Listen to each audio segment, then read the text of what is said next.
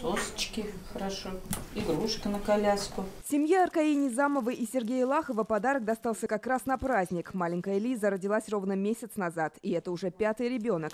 Мама девочки и сама росла с 6 братьями и сестрами, всегда хотела большую семью. Правда, признается, мамой себя ощутила лишь после 30. Рожаешь 20 лет, все равно так не осознаешь.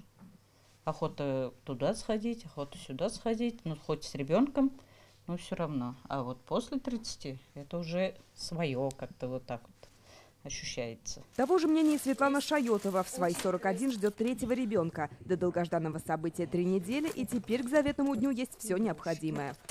Очень красивый конверт на выпуске. Соски, игрушки, распашонки – всего 29 предметов. Свои подарки для мальчиков, свои для девочек. Это все, что нужно малышу в первые полгода жизни. Чем наполнять коробки и каким семьям не обойтись без такого подарка? В этих вопросах помогают органы соцзащиты. Это прежде всего многодетные семьи.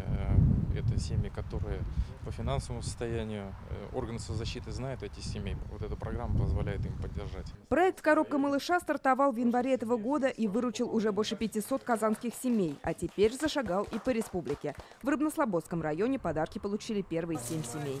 Лена Зинатульна, Игорь Романов, ТНВ, Рыбнослободский район.